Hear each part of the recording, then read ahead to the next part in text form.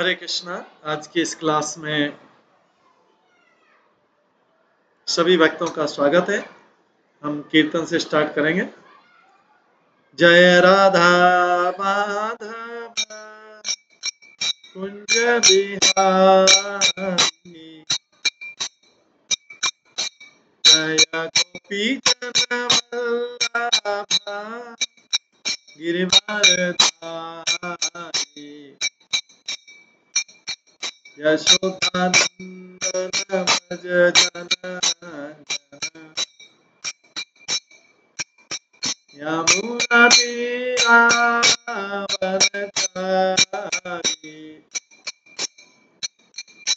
जय राधा माधव कुंज बिहारी। हरे कृष्ण कृष्ण कृष्ण हरे हरे, हरे राम राम राम हरे हरे, हरे कृष्ण कृष्ण कृष्ण हरे हरे, हरे राम राम हरे हरे,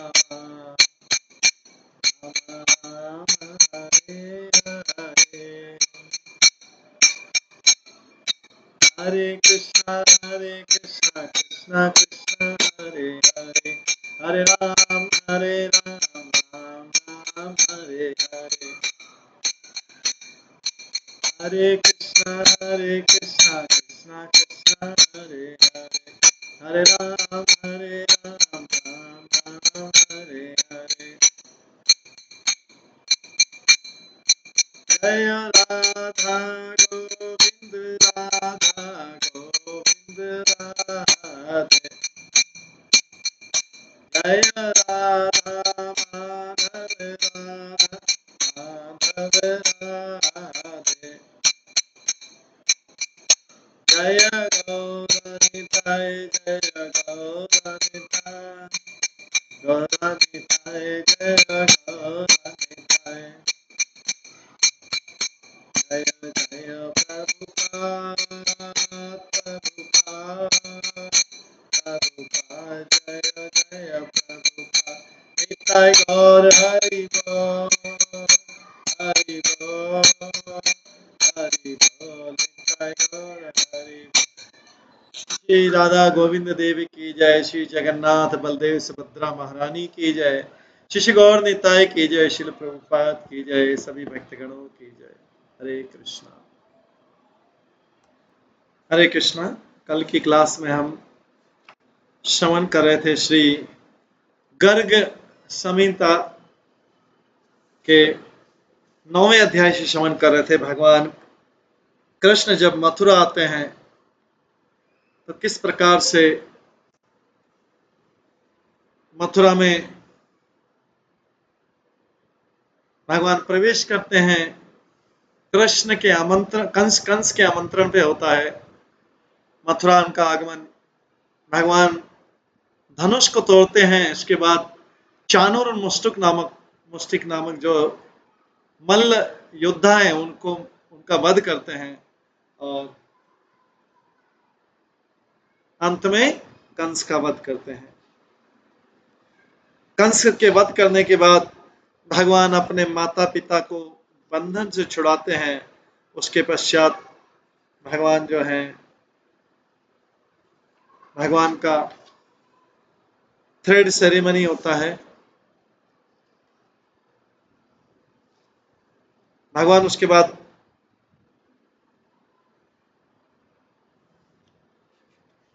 वसुदेव देव को छुड़ाते हैं और फिर सांदीपनि मुनि के आश्रम में जाके, उज्जैनी में जाके भगवान शिक्षा ग्रहण करते हैं और अंत में अक्रूर के यहाँ जाते हैं और कुब्जा के यहाँ जाते हैं। कल हमने सुना। अब जो शुरू में जो वाशर में था, जो धोबी था, जिसने भगवान को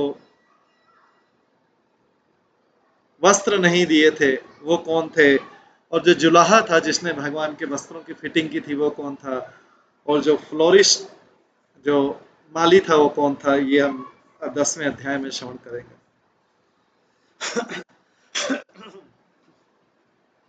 यहाँ पे बहुलाश्य बोलते हैं कि मैं, हालांकि मेरे हृदय ने अभी भगवान कृष्ण के जो पवित्र लीलाएं आपके मुख से सुना, बहुलाश्य नारद मुनि को कहते हैं, मेरी इच्छा है, प्यास है उसको सुनने की फिर से। मेरा हृदय ने अभी तक सुन लिया है, अमृत का पान तो किया है, लेकिन मुझे अमृत का पान करने की फिर से आशा है। मैंने भगवान कंस के कार्यों का सुना आपके, और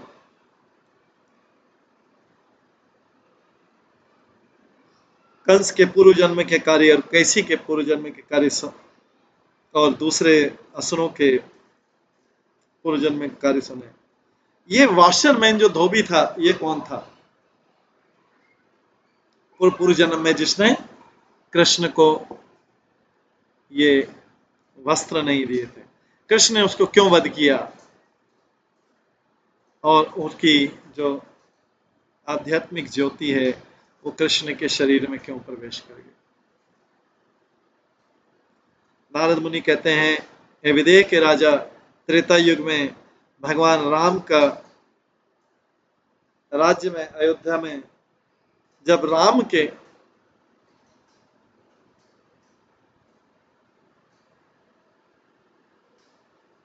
गुप्तचरों ने ही सुना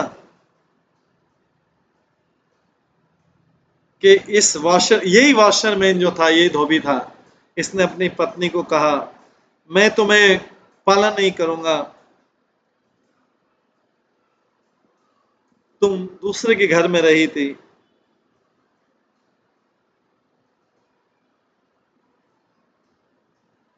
और सुबह वापस आई थी। रामचंद्र तो अपनी स्त्री के साथ में भोग करने वाले व्यक्ति हैं, वो सीता को ऐसा पालन कर सकते हैं, बट मैं नहीं करूंगा। इस प्रकार से कई मुखों से सुन के लोग उनको क्रिटिसाइज कर रहे थे भगवान रामचंद्र, उन्होंने उसी समय सीता को वन में भेज दिया। भगवान रामचंद्र की इच्छा नहीं थी उनको कोई पनिश करने की, भगवान राम की कोई इच्छा नहीं थी उनको दंड देने की।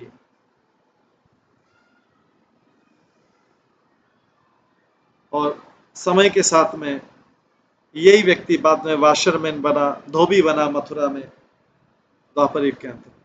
वही जो धोबी जिसने भगवान रामचंद्र की निंदा की। इस दोष को, इस ब्लास्फेमी को खत्म करने के लिए भगवान कृष्ण ने उसको मारा, और भगवान जो है, जो कि दया के सागर है, उन्होंने उसको मुक्ति दी इस प्रकार से। हे राजा, नारद मुनि कहते हैं, हे राजा, अभी मैंने आपको कृष्णचंद्र के बारे में, उनके इस वंडरफुल पास टाइम के बताया मैंने, और क्या तुम सुनना चाहते हो?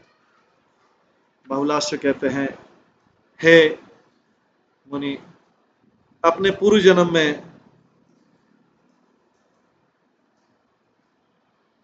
जो जुलाहा था,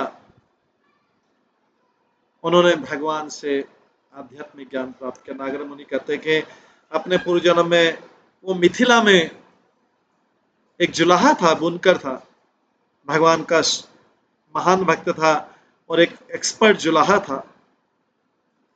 और राजा श्रीध्वज के आदेश पर उसने भगवान राम के लिए, लक्ष्मण के लिए बहुत सुंदर वस्त्र बनाए थे, जो रामचंद्र ने विवाह के समय पहने थे। राजा, जब उसने राम और लक्ष्मण को देखा,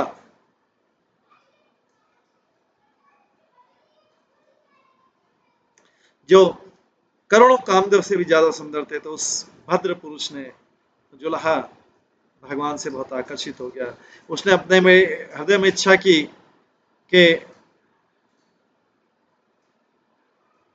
मेरी इच्छा है कि मैं अपने हाथों से और इनके लिए वस्त्र बनाऊं और इनके अंगों को पहनाऊं।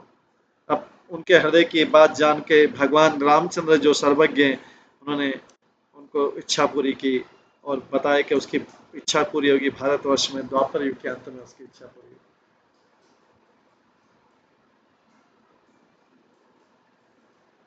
तो भगवान रामचंद्र की ब्लेसिंग से उसने मथुरा में जन्म लिया और उसने स्वयं भगवान के लिए वस्त्र बनाए, कृष्ण बलराम के लिए, और उनके जैसा रूप प्राप्त किया।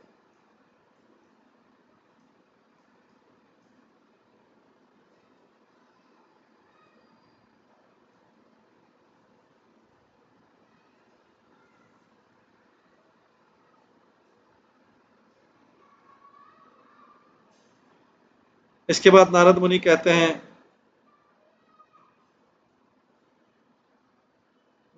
नारद मुनि जब बताया तो बहुला से अगला पूछते हैं, नारद मुनि, उस माली सुदामा ने कौन सा पुण्य कर्म किया था जिससे सुंदर कृष्ण बलराम उसके घर में आए और माला हार ग्रहण किए? मुझे वर्णन कीजिए। नारद मुनि कहते हैं, कुबेर के ब्यूटीफुल सुंदर चैत्र रथ गार्डन में एक एक माली था जिसका नाम था हेम माली था।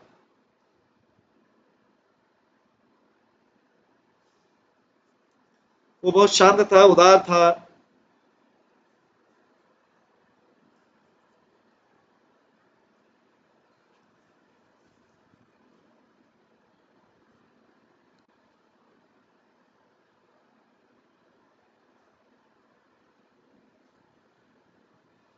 वो शांत था, उदार था और भगवान विष्णु के प्रति समर्पित था। वो कई संत पुरुषों से के संग में रहता था। वो भगवान शिव की पूजा करता था। भगवान भगवान विष्णु का संग प्राप्त करने के लिए भगवान शिव की पूजा करता था।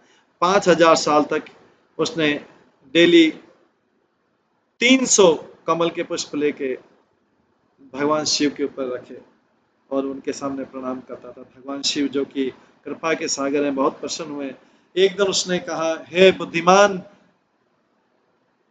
माली, आशीर्वाद मांगो, वरदान मांगो।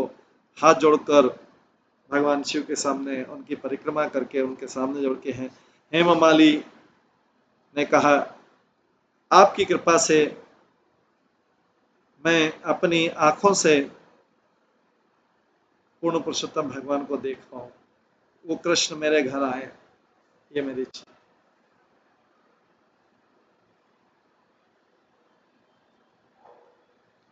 भगवान शिव कहते हैं, भद्र पुरुष, द्वापर युग के अंत में मथुरा में आपकी इच्छा पूरी होगी, इसमें कोई संशय नहीं है। नारद मुनि कहते हैं, भगवान शिव के आशीर्वाद से द्वापर युग के अंत में भद्र पुरुष हेमा माली एक माली के रूप में, सुदामा माली के रूप में जन्म लिया और भगवान शिव के प्रॉमिस को, वचन को रखने के लिए कृष्ण बलराम सुदामा के घर आए। और क्या सुनना चाहते थे? तो 11वें अध्याय में आता है, इसके आगे के अध्याय में, ये अध्याय खत्म होता है, इसके आगे के अध्याय में आता है कुब्जा और कुवल्य देव की कथा। कुब्जा ये कुबड़ी स्त्री कौन थी और कुवल्य देव हाथी कौन था? तो बहुलाश ने पूछा कि इन्होंने क्या तपस्या की थी कुब्जा ने अपने पूर्व जन्म में, और जिससे कि भगवान उससे प्रसन्न हुए, और जो भगवान देवताओं से ही प्रसन्न नहीं होते। तो नारद मुनि कहते हैं,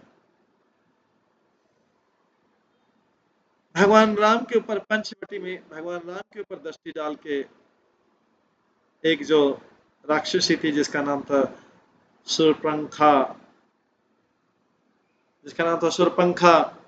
वो भगवान के प्रेम में पागल हो गई। और ये देखकर कि भगवान राम ने तो केवल एक ही स्त्री को स्वीकार करने का संकल्प लिया है, भगवान रामचंद्र ने उससे कोई प्रेम नहीं किया। रावण की शिष्ट सुरपंखा क्रोध से सीता देवी को निगलने के लिए उसकी तरफ भागी। इस पर भगवान राम के जो छोटे भाई थे लक्ष्मण, वो क्रोधित हो गए और उन्होंने अपनी तलवार से उसके नाक और कान काट दिए। उनके नाक कट गए। शूर्पणखा फिर लंका गई और रावण को बोला, क्या हुआ? अपने हृदय में दुखी होकर उसके बाद वो पुष्कर तीर्थ में गई और भगवान राम को अपने पति के रूप में प्राप्त करने के लिए 10,000 वर्षों तक 10,000 वर्षों तक शूर्पणखा ने जल के नीचे भगवान शिव का ध्यान किया। उससे प्रसन्न होकर भगवान शिव, जो कि देवताओं के स्वामी हैं और अपनी पत्नी उमा के भी स्वामी हैं, वो पुष्कर तीर्थ में आए और शूर्पणखा से पूछा, वरदान मांगो। शूर्पणखा ने कहा, आप तो देवताओं के भी स्वामी हैं, आप संतों को बहुत प्रिय हैं, आपको शक्ति है कि आप सभी प्रकार के वरदान दे सकते हैं, मुझे ऐसा वरदान दीजिए कि श्री राम जो है मेरे हस्बैंड बने, मेरे पति बने।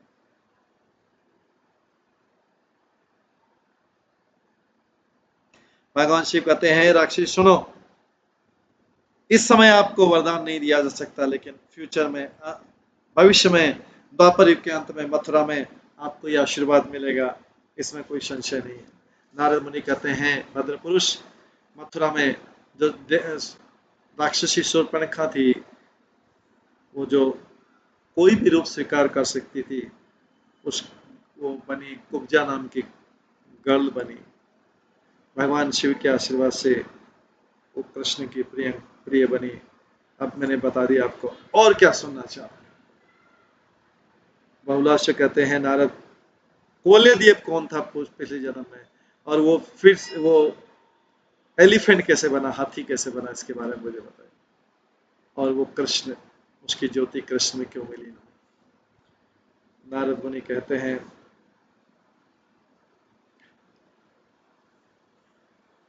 बलि महाराज का पुत्र जो था, उसका नाम था मंदगति। बहुत बड़ा व्यक्ति था, मंदगति था। 1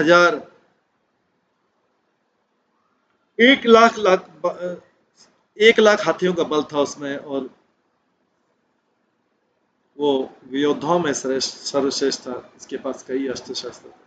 एक दिन जब वो पिलग्रिमेज में जा रहा था, रंग क्षेत्र में जा रहा था, उसने अपने आप को एक भीड़ के अंदर घुसा दिया, लोगों को धक्का देते हुए, जैसे वो पागल था हाथी की तरह। उस समय उसके धक्का देने से एक एल्डरली सेज गिर गया, जिसका नाम था त्रिता मुनि था। वो क्रोधित हुआ, उसने बलि के उस शक्तिशाली लेकिन जंगली पुत्र को श्राप दिया। त्रिता कहता है कि इस प्रकार से लोगों को धक्का देकर रंग क्षेत्र में आप पागल हाथी के समान हो गए। मूर्ख, I curse you to become an elephant, आप हाथी बन जाओ। नारद मुनि कहते हैं, इस प्रकार से श्राप पाके जो शक्तिशाली देवते मंद गति था, उसने तुरंत ये शरीर त्याग दिया। जिस प्रकार व्यक्ति जो है अपने वस्त्रों को त्यागता है, उस समय वो शक्ति विहीन हो गया,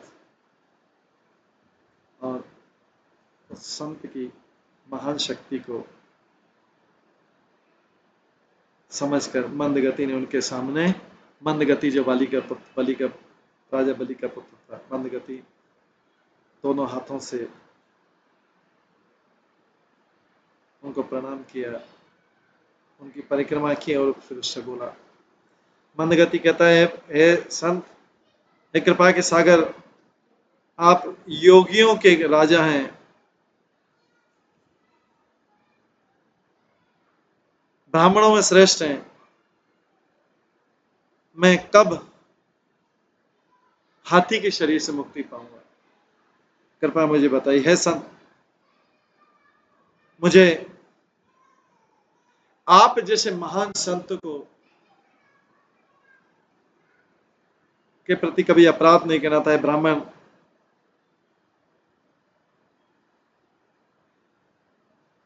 आपके जैसा संत जो है, आपको संत को आशीर्वाद और श्राप दोनों की शक्ति है। नारद मुनि कहते हैं, ये ऐसा सुन के संत का जो क्रोध चला गया। तब उस तीर्थ मुनि जो संत था, उसने कहा, मैं आपकी भक्ति से प्रसन्न हूं, फिर भी मेरे शब्द जो है कभी झूठे नहीं हो सकते हैं।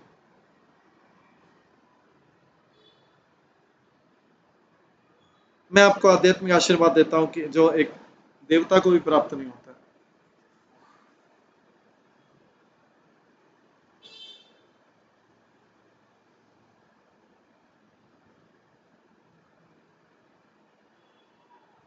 फिर कहता मैं तुमसे प्रसन्न हूं, फिर भी मेरे शब्द झूठे नहीं होते हैं। मैं आपको आध्यात्मिक आशीर्वाद देता हूं जो देवताओं को भी प्राप्त नहीं होता है। हे दैत्यों के राजा, शोक मत करो। भगवान कृष्ण की सिटी मथुरा में आप मुक्ति प्राप्त करेंगे भगवान कृष्ण के हाथ।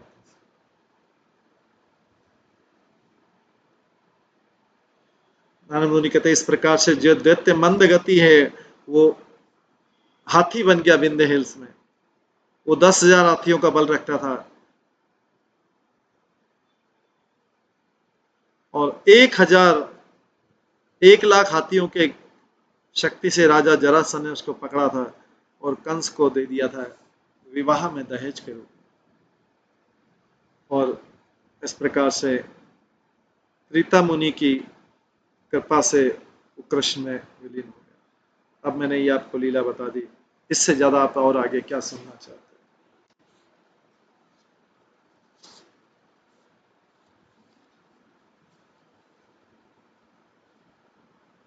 12वें अध्याय में पंचजन जो राक्षस था उसका पूर्व जन्म क्या है? तो बहुलाश्व कहते हैं पूर्व जन्म में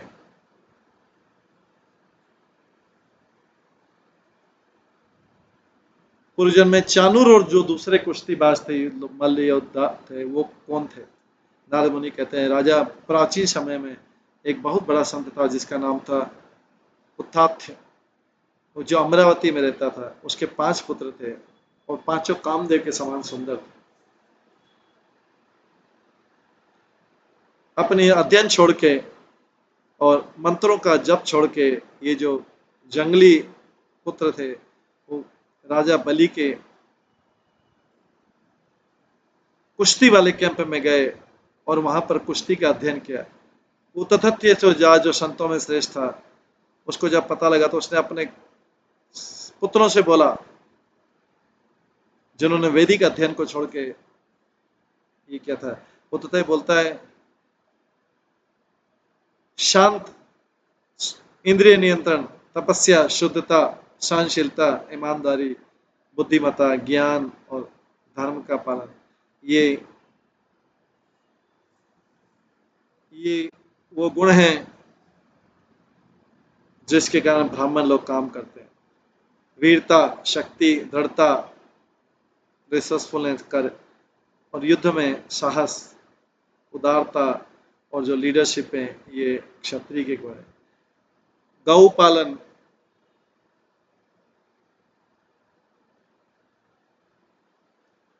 गौ रक्षा,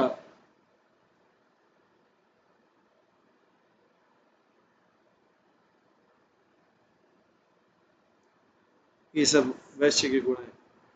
और शूद्र के लिए श्रम और दूसरों की सेवा। और मूर्खों, तुम लोग ब्राह्मण का पुत्र होके आपने अपनी धार्मिक ड्यूटी क्यों खत्म कर दी और कुश्ती में अपने आप को बिजी कर लिया? ये क्षत्रिय का काम है। मैं तुमको श्राप देता हूं, आप रेसलर बन जाओ, भारतवर्ष में कुश्तीबाज बन जाओ, मल्ल योद्धा बन जाओ। अपने ही पुत्रों को श्राप दिया। असुरों के साथ संग करके तुमने अपने आप को असुर बना लिया और तुम भी असुर बन जाओगे अगले जन्म। नारद मुनि कहते हैं इस प्रकार से उतथ्या उतथ्या के पुत्र जो है इस पृथ्वी पर कुछ मल्ल योद्धा बने, कुश्तीबाज बने और अभी जो है कृष्ण के शरीर का स्पर्श पाके वो मुक्ति हो गई। इस प्रकार से मैंने तुमको चाणूर, मुष्टिक, कूट, शल, तौशल की कथा सुनाई। इसके अलावा तुम क्या सुनना चाहते हो? बहुला से कहते हैं कंस के 8 छोटे भाई थे जिसमें कंक और नवग्रोथ, उन्होंने मुक्ति प्राप्त की। ये लोग कौन थे पूर्व जन्म में, मुझे बताइए। नारद मुनि कहते हैं प्राचीन जन्म में एक यक्ष नाम था जिसका नाम था देव यक्ष, जो अलकापुरी में रहता था। वो बुद्धिमान था।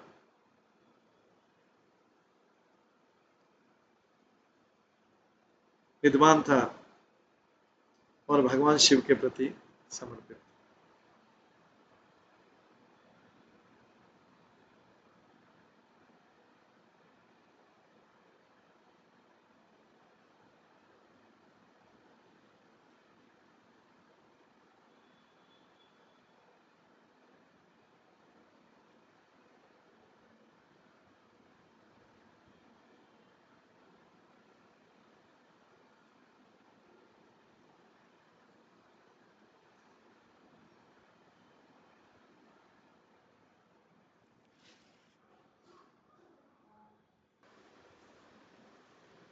इस प्रकार से हम श्रवण कर रहे थे कि कुब्जा कौन थी पूर्व जन्म में, कुवलयदीप हाथी कौन था, और जो वाशरमैन वीवर जो भगवान ने जिनका वाशरमैन का वध किया वो सब कौन थे। हम सुनेंगे जब पांचजन्य असुर कौन था पूर्व जन्म में। तो 12वें अध्याय में बताते हैं, बहुलाश्व कहते हैं कि अपने पूर्व जन्मों में चाणूर, और ये कौन थे, ये तो जिन्होंने कृष्ण के साथ लिया था, तो वो कथा हमने सुनी कि चाणूर कौन थे, मुष्टिक कौन थे, और कंस के जो 8 छोटे भाई थे वो कौन थे।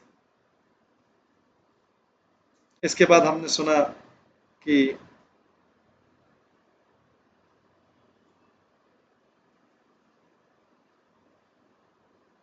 पांचजन्य कौन थे। नारद मुनि कहते हैं पूरा प्राचीन काल में एक यक्ष था जिसका नाम था देव यक्ष था, जो अलकापुरी में रहता था। वो बुद्धिमान था, विद्वान था और भगवान शिव के प्रति समर्पित था।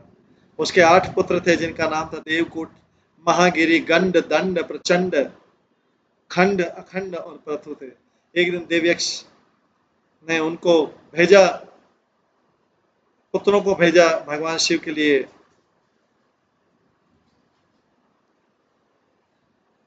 भगवान शिव के लिए फ्लावर लेने के लिए भेजा, 1000 कमल पुष्प लेने के, सूर्योदय के समय मान सरोवर से उन्होंने कई फ्लावर लिए जो भंवरों के वो फ्लावर, वो पुष्प जो भंवरों की ध्वनि से उसके आसपास भंवरे घूम रहे थे, लेकिन लोभ के कारण क्योंकि इतने सुगंधित थे तो उनको सूंघने के लिए उन्होंने अपने पिता को दिया।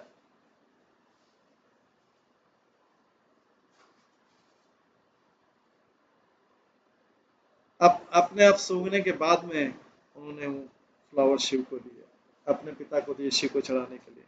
इस प्रकार से शिव जी की पूजा भ्रष्ट हो गई क्योंकि फ्लावर को पहले सूंघ लिया गया था। इसके परिणाम स्वरूप जो मूर्ख पुत्र थे वो 3 जन्म के लिए असुर बन गए।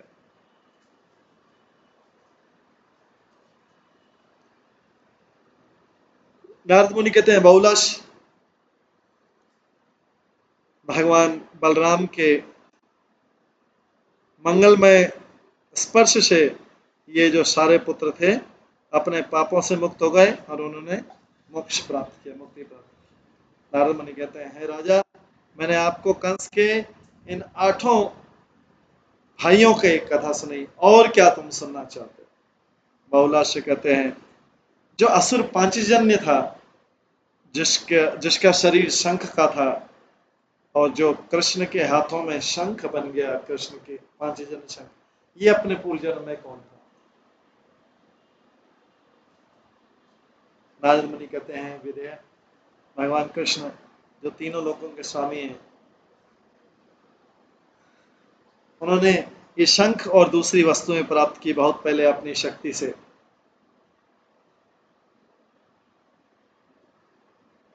इनमें जो शंख है पांचजन, वो बहुत उच्च कोटि का है।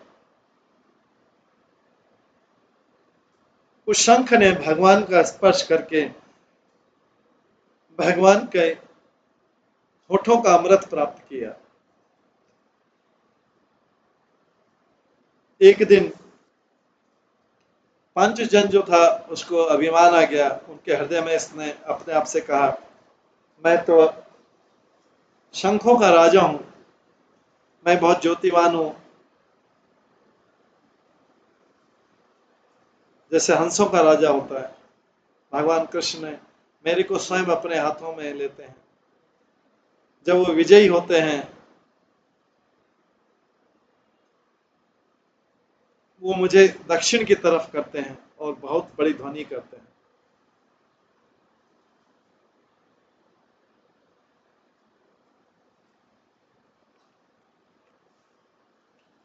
उस समय मैं उनके होठों का अमृत पीता हूँ, जो लक्ष्मी जी के लिए भी डिफिकल्ट है।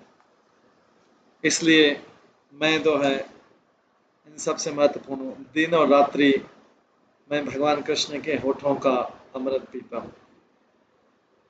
लक्ष्मी देवी ने फिर इस अभिमान के कारण उसको श्राप दिया, मूर्ख, तुम असुर बन जाओ, तुम पंचजन नामक असुर बनोगे और समुद्र में रहोगे।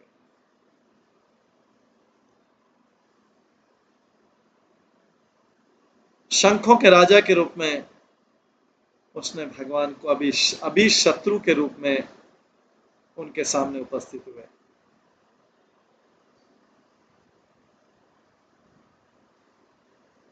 और इस प्रकार से भगवान द्वारा वध करने पर उसकी ज्योति भगवान में विलीन हुई और वो फिर से भगवान के हाथों में शंखों का राजा बन गया, शंखराज बन गया। तुम्हें जानना चाहिए कि बहुत भाग्यशाली है। और तुम क्या सुनना चाहते हो? तो 13वें अध्याय में बताते हैं, अराइव उद्धव उद्धव का आगमन होता है, बहुलाश्य कहते हैं।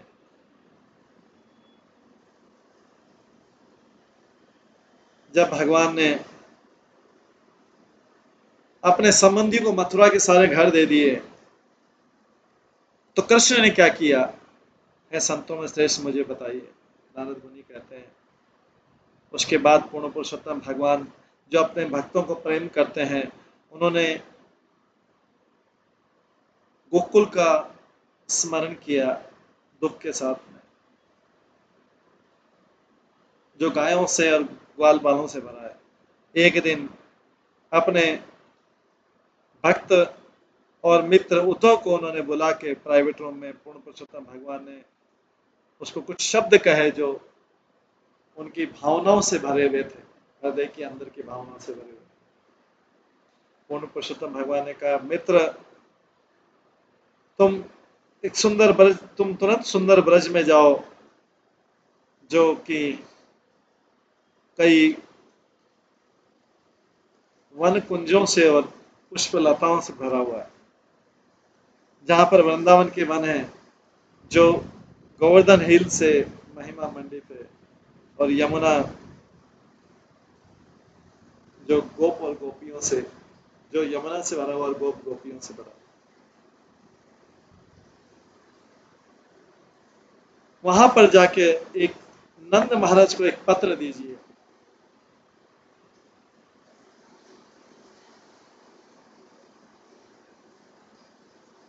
और दूसरा पत्र यशोदा के हाथ में दीजिए, और हे मित्र, राधा रानी के उस ब्यूटीफुल महल में जाइए और उसको भी एक पत्र दीजिए। और जो फोर्थ शानदार और ऑस्पिशियस लेटर है, वो मेरे बचपन के गोप मित्रों को दीजिए। और जो सारे हजारों सैकड़ों मेरे गोपियों के ग्रुप हैं जो मेरे प्रेम के प्रति पागल हैं, उनको भी दीजिए। मेरे दयालु पिता राजा नंद का सारे विचार, वो सारे बारे में सारे टाइम मेरे बारे में सोचते थे। मेरी माता यशोदा हमेशा मेरे बारे में सोचती थी। और आप जो हैं, बहुत सारे दयापूर्ण शब्द बोलने में एक्सपर्ट है। मेरा प्रेम उनके पास ले जाइए। राधा जो मेरी प्रेमिका है, वो मेरे अनुपस्थिति से बहुत दुखी है। मेरी उपस्थिति में वो सारे जगत को उनका शत्रु समझती है। मेरे शब्द उनको कहना और उनको मेरी अनुपस्थिति में उनके दुख को दूर करना। आप तो एक्सपर्ट हैं, बड़े बड़े महान शब्द बोलने में एक्सपर्ट। जो गोप ग्वाल बाल बालक है वो भी मुझे बहुत प्रिय है।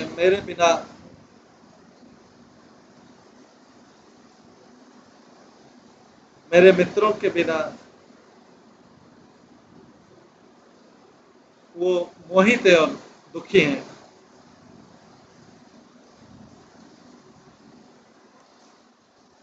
वो भी मेरे बिना, भगवान कृष्ण बोले, मेरे बिना मोहित है, भ्रमित है और अनैति है।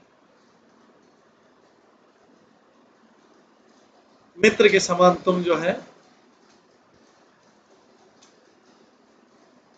मित्र के समान तुम उनको हैप्पी करिए, तुम उनको प्रसन्न करिए।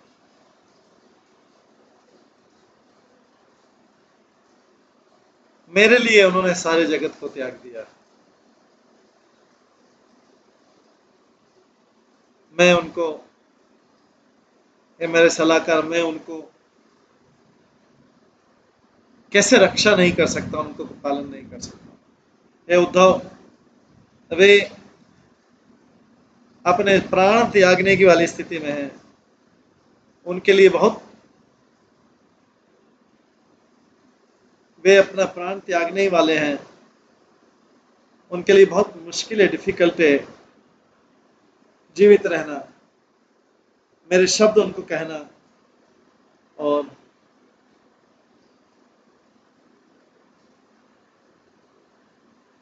उनको दुख से दूर कर दो मेरी अनुपस्थिति में। आप तो बहुत कुशल हैं इन शब्दों को बोलने के लिए। एक रथ ले जाओ, जिस रथ में मैं ब्रज से आया था, उसको घुंघरू से डेकोरेट करो, टिंकलिंग बेल से। सारथी ले जाओ, घोड़े ले जाओ और मेरे जैसा रूप बनाओ। और मेरे पीताम्बर ले जाओ, मेरी वैजंती माला ले जाओ, मेरे हाथों में जो 1000 पत्रों वाला कमल है उसको ले जाओ। और शानदार ज्वेल इयररिंग्स ले जाओ, कौस्तुभ मणि ले जाओ, जो लाखों करोड़ों सूर्यों से ज्यादा दैदीप्यमान है। सुंदर बांसुरी ले जाओ, जो संगीत से भरी हुई है। और पुष्पों से भरी हुई एक स्टिक ले जाओ, जिससे सारा जगत आकर्षित रहता है। सुंदर, शानदार, सुगंधित चंदन का लेप ले जाओ। और चमेली के पुष्पों के गहने ले जाओ, मोर के पंख ले जाओ,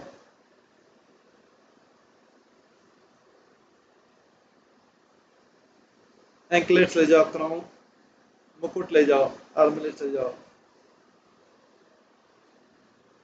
और जाओ, मेरे शब्दों को लेकर ब्रज में जाओ। नारद मुनि कहते हैं, ये शब्द सुन के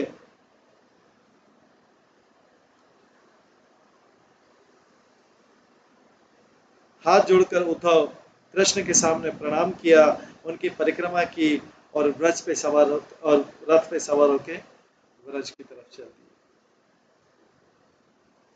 जब भी वो ब्रज में कहीं गए, करोड़ों करोड़ों सुंदर गायें थी, इतनी महिमा मंडित थी, जैसे व्हाइट माउंटेन होता है, सुंदर आभूषणों से सुशोभित होता है। वे सब युवा थी, गुणवान थी, दूध से भरी हुई थी और अपने बछड़ों के साथ में थी। वे बहुत सुंदर थी। उनकी पूंछें बहुत, ये उनकी पूंछें येलो पीताम्बर रंग की थी, पीले कलर की थी। और वो डेकोरेटेड थे टिंकलिंग बेल से, ऑर्नामेंट से और गार्लैंड से और नेकलेस। उनके शरीर, उनके सींगे स्वर्ण के समान।